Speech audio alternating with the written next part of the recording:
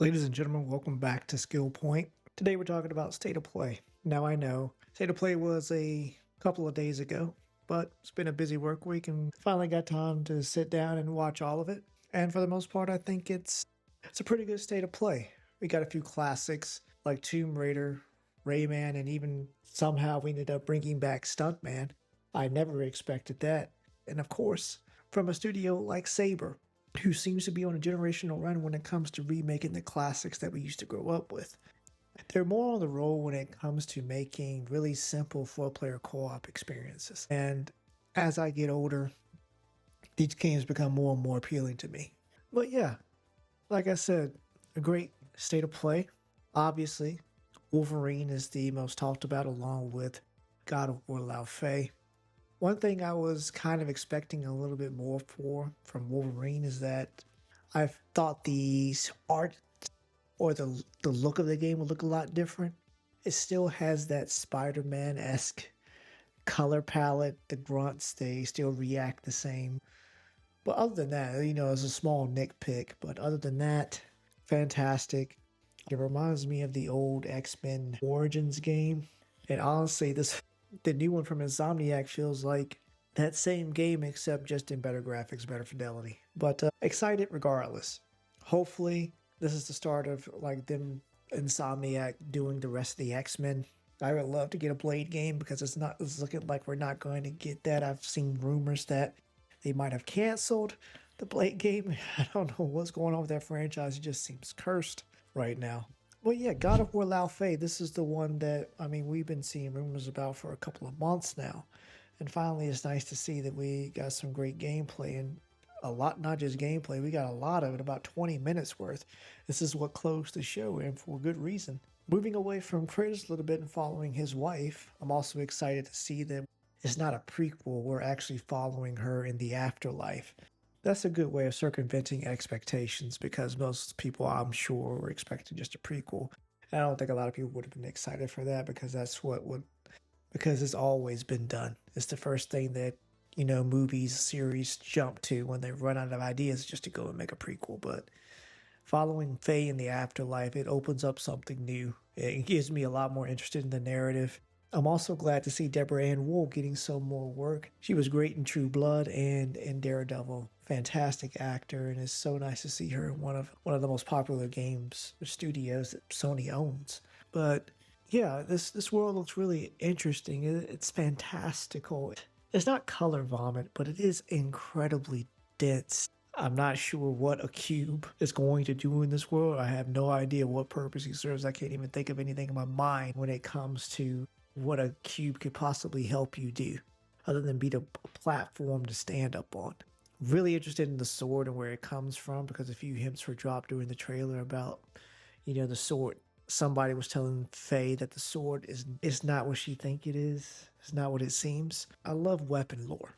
I think Destiny is probably one of the best when it comes to that, but man, I love good lore when it comes to weapons. I love the fact that Kratos' main weapon, it comes from his wife. I just think that's beautiful. But yeah, like I said, really excited for that. I'm glad we got a lot of gameplay. And if we got a lot of gameplay, that tells me that most likely we will be seeing this pretty soon. We got some new announcements, Until Dawn 2. Did not expect this. I thought they were going to be moving away from this franchise and making different types of anthology series. Everyone loves a good couch co-op that you can easily play with your friends and family who don't normally play video games, but doesn't take much use of the sticks. Nice little choose your adventure for your gaming group. Another one comes from a former Tango Gameworks and Bethesda employee. She was the creative director on Ghostwire Tokyo and Okami and Bayonetta. And now we have this like post-apocalyptic supernatural type world to run around in, and I love the art style. It's action. Also love the fact that once again, like I said, co-op games are where it's at, so 3-player co-op, very excited to see. Unique characters, not really showing combat because we didn't get to see a lot of it, but for the most part, we see characters skipping up the building. I'm not sure if that's just a walking style or what, but very unique looking game and definitely got me interested to see what they're going to be doing. Then we got Bancho the Chef, the same people who made Dave the Diver, which I love. Great game to play on Steam Deck. it doubles as two different games. During the day, you have this exploration adventure. You explore the ocean, collect fish, and as you dive deeper, you uncover more of the story as you go. But then after you return back to the boat for the day, then the game switches to a sushi manager. Fantastic. Great game loop. Endless amounts of fun. But yeah, nice to be getting another cooking sim. Love to see it. Control Resonant is another one I'm really excited for. Psychological horror is something that I'm always, it's probably my favorite genre of horror. And I think Remedy does it best when it comes to gaming. Control was a hidden gem for me. Hidden gem because anytime I ask, friends, have they played this game, it was always no. And I have no idea what made me click. I think it might have been on Game Pass, honestly. Fantastic game. Definitely some Matrix vibes, Inception, like all down that line. It was just great. And I believe this time we're focusing on the brother of the main character. I can't remember her name. I'm assuming since the main one was so focused on shooting and being able to change the weapon in your hand to fit whatever situation, now we have the brother of the main character who can now wield like different types of melee weapons, which means the whole feel of the game is going to change. It looks more around the Devil May Cry style of melee combat, which I absolutely love. Can't wait to see the combos associated with that weapon. We got a new Silent Hill, not really big into horror, but it's always nice to see that series doing well and to see that there's still interest.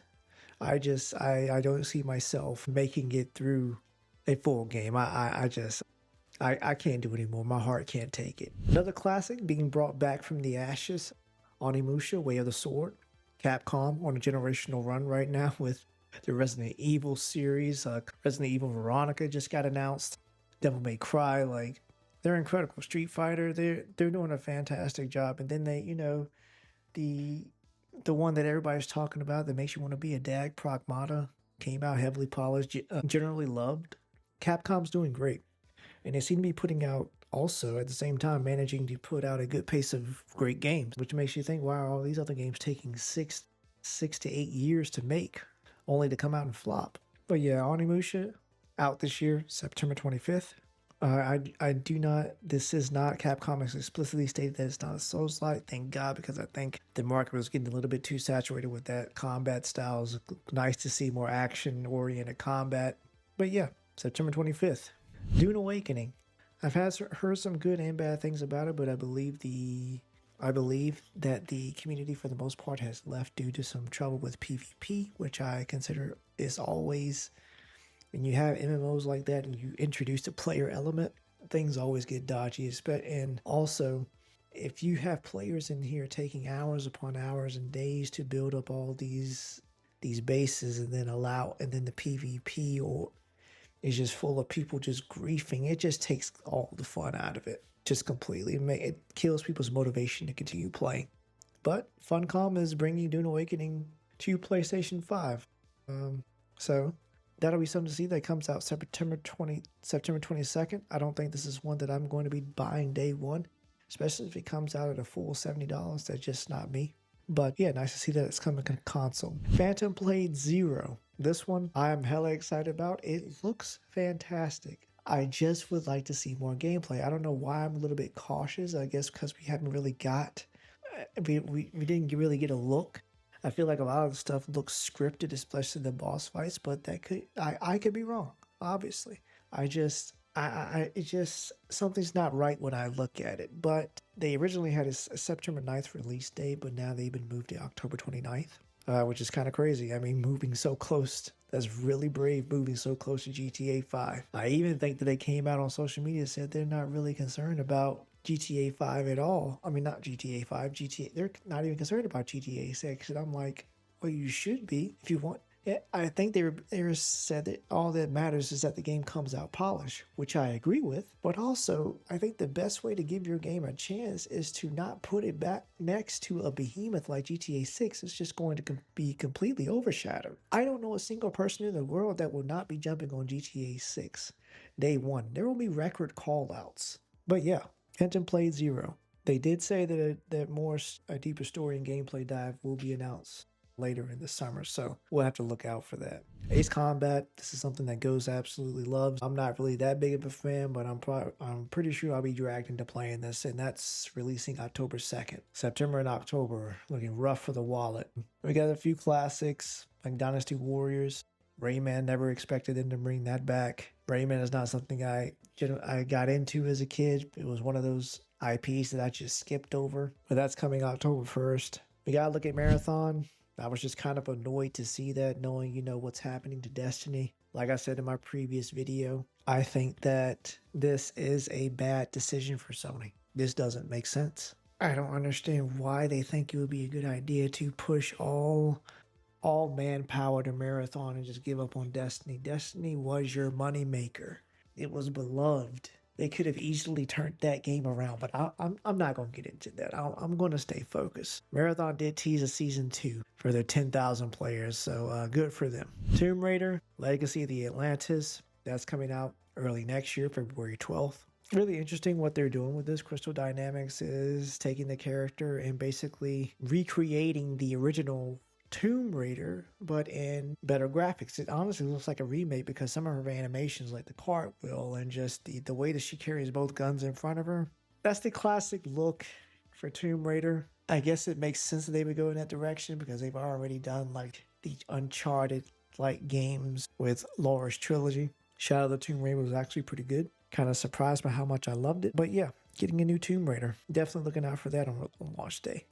Another horror focused game that I will not be playing, although it looks fantastic. It looks way too realistic. But yeah, no release date for that other than next year. But yeah, really a lot of good stuff here.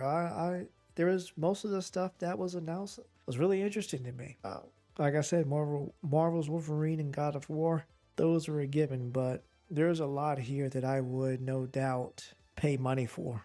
And definitely having the collection. Maybe some of these would be great to pick up during a lull in the season, when, you reach those times in the gaming year where you just don't feel like playing anything, or all of your regular rotations just not hitting right now. So you just need something new. And this would be a great time to play some of these games. But yeah, great event. Broke records, I heard, or I might just be talking out of my ass. I got to check that again.